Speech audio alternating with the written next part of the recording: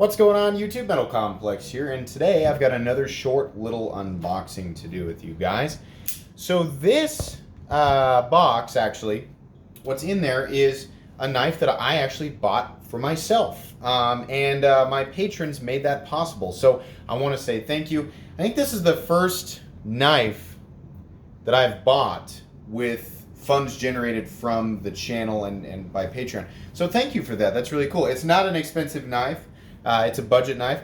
The reason I picked it up is because, if the person who left the comment wants to, please identify yourself because I can't remember who it was. But after one of my Quest for the Perfect Budget Knife episodes, somebody left a comment that said, I think your perfect budget knife already exists, or darn close to it. And, you know, a lot of times when people recommend knives to me or say, like, hey, you know, what you're talking about, this already exists, I take it with a grain of salt and I look it up, and most of the time it's like I can see where they got that idea, but it's not really what I'm after. This isn't quite perfect, but wow, it's close. So to the person who left that comment and said, I think the perfect budget knife that in terms of your preferences already exists, and then you'll know once I unbox this. If you'd like to identify yourself, because I'd like to say thank you directly to you.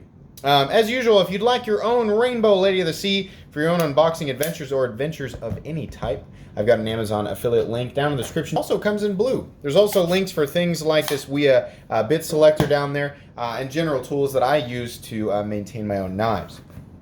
Anyways, let's get into this box. I'm really excited. So this knife comes in two sizes, and I bought the smaller one. I usually always buy the larger one. Oh, come on. I usually always buy the larger one, the larger version, if there are two sizes, but I'll explain why here in a moment. I did not go with the larger size this time. Sorry, this box is there we go. It's coiled up there. This is a Kizer, and I hope that person's watching and thinking, oh, he took my suggestion. All right, let's get into this. I'm really excited. What do we have? What's happening here? There we go. So exciting because I bought this for myself. It wasn't sent to me. Awesome. So this is not a new knife. It's been around for a while. This is the Kizer. Oh yeah, the Kizer Domin or Damen. So this comes in two sizes. It comes in this smaller size, which I'm finding that I very much like right off the bat. And it comes in a larger size. So why didn't I get the larger size? A couple of things. The larger size is the original generation or the original design. This is the newer version. The older one has a texturing of G10 that I'm familiar with in terms of Kizer's Vanguard line. This is in the Vanguard line. It was like heavy texturing. It's the same that was on the Kizer Begleiter. I didn't really like that texturing. I also didn't like the fact that on the larger one, there's an orange backspacer that's all that it's just always orange. And the steel on that one was VG10, whereas this one is N690. If the larger one had this style of G10, which is absolutely perfect, light to medium peel ply texture G10, it had a black backspacer and it had N690 steel, I'd have paid more money to get the bigger one. But because this little one has the N690 steel, I picked this up for 40 bucks. In some places it'll be a little higher or a little lower. In fact, I will, if there's an Amazon affiliate link and you like this, I'll link it down in the description. Yeah, in some places a little higher, a little lower. But when that person pointed out to me, I realized, yeah, it's definitely got the blade shape I like. It's using thumb studs as external stop pins in just the most perfect example of that. Look at that. How they cut the frame back to accept the thumb studs. It keeps it completely out of the cutting path, and at the same time, it leaves the thumb studs in a location that's easy and convenient to get to. There's also ample room to get in there to the liner lock. The pocket clip is a good, just regular, it's not trying to be anything special, right?